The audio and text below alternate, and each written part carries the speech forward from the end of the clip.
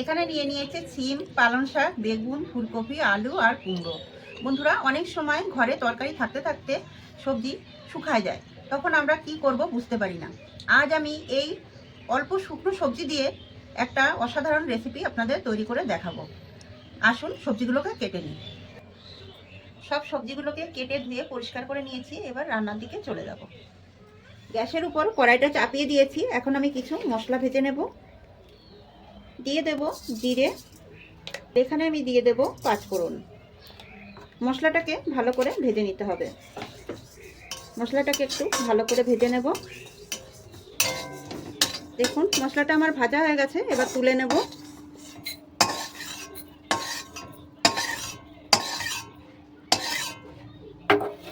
মশলাটা আমি পরে কাজে লাগাবো। গ্যাসের আঁচটা আমি বাড়িয়ে দেব। দিয়ে দেব সর্ষের তেল।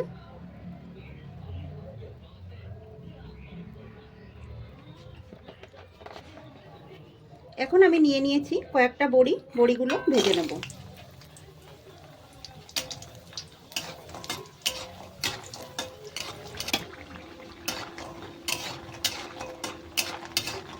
দেখুন বড়িগুলোকে লাল লাল করে ভেজে নিয়েছি।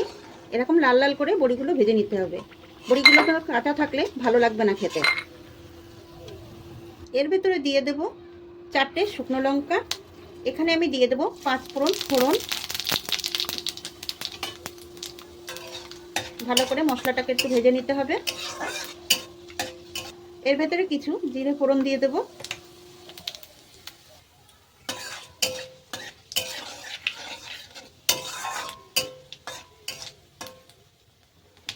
এর ভেতরে দিয়ে দেব আমি অল্প করে একটু আদা বাটা। দিয়ে ভালো করে একটু ভেজে নিতে হবে যাতে আদার কাঁচা গন্ধটা চলে যায়। দিয়ে দেব আলু।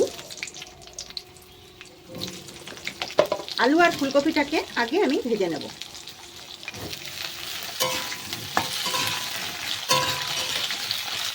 সবজিগুলো আমি একবারে দেব না। যে সবজিগুলো একটু সেদ্ধ হতে দেরি হয় সেগুলো আমি আগে ভেজে নেব।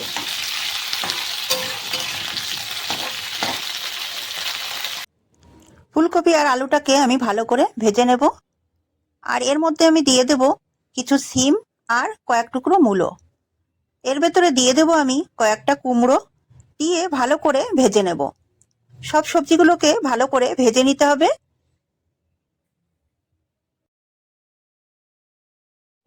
সব সবজিগুলোকে ভালো করে ভেজে নিতে হবে যাতে সবজিগুলো কাঁচা না থাকে। দিয়ে দেবো অল্প পরিমাণে একটু লবণ যাতে সবজিগুলো ভালো করে সেদ্ধ হয়ে যায়।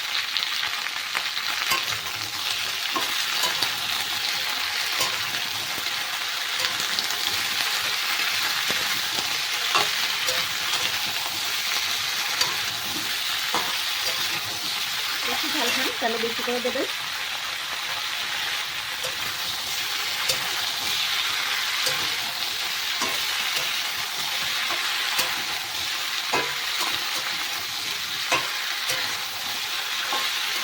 সবজিটা অনেকটা ভাজা হয়ে গেছে। এখন আমি দিয়ে দেবো পালং শাক আর বেগুন।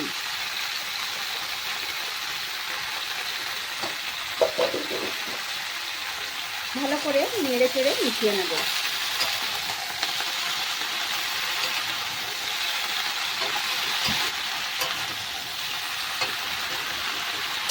সব সবজিগুলোকে ভালো করে কষিয়ে নিতে হবে।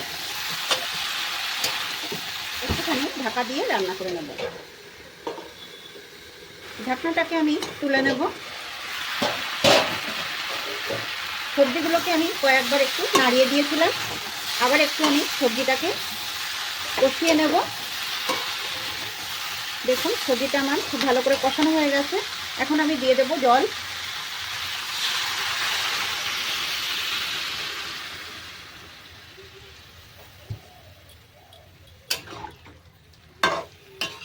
একটুখানি নেড়ে চেড়ে দেব। এবার এই সবজিটাকে ঢাকা দিয়ে রান্না করে নিতে হবে। ঢাকনাটাকে এখন তুলে নেব। দেখুন সবজিগুলো আমার খুব সুন্দরভাবে সেদ্ধ হয়ে গেছে। এখন আমি এর মধ্যে দিয়ে দেব বড়ি। যে বড়িটা আমি আগে থেকে ভেজে রেখেছিলাম, বড়িটা দিয়ে একটুখানি নেড়ে চেড়ে দেবো। এর ভেতরে আমি দিয়ে দেবো 2 চামচ মতো চিনি। যেহেতু আমার সবজিটা একটুখানি শুকিয়ে গেছিলো, তার জন্য এখানে আমি 2 চামচ চিনি দিয়ে দিচ্ছি। আর এইভাবে যদি আপনারা সবজিটা রান্না করেন, খেতে কিন্তু খুব ভালো হবে। আর আপনারা যদি সঙ্গে সঙ্গে টাটকা সবজিটা এনে রান্না করেন, তাহলে আপনাদের এইভাবে জল দেওয়ার দরকার হবে না। এখানে আমার সবজিটা শুকিয়ে গেছে বলে এখানে আমার জল দেওয়ার দরকার হয়েছে। এর ভেতরে আমি দিয়ে দেবো অল্প করে একটু চালের গুঁড়ো।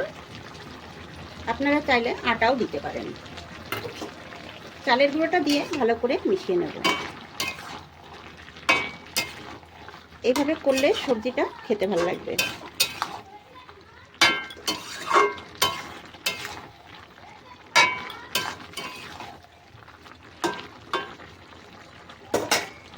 এবার আমি যে মশলাটা তৈরি করে রেখেছিলাম, সেই মশলাটা এখানে দিয়ে দেব। এই গুঁড়ো মশলাটা দিলে এর স্বাদ দ্বিগুণ বেড়ে যাবে। একবার এইভাবে নিরামিষ শিশালা পালং শাকের তরকারি রান্না করে খেয়ে দেখুন, খেতে কিন্তু খুব ভালো হবে।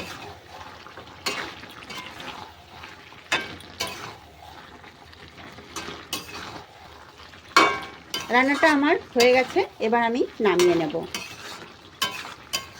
সবজিটাকে এখন নামিয়ে নেব।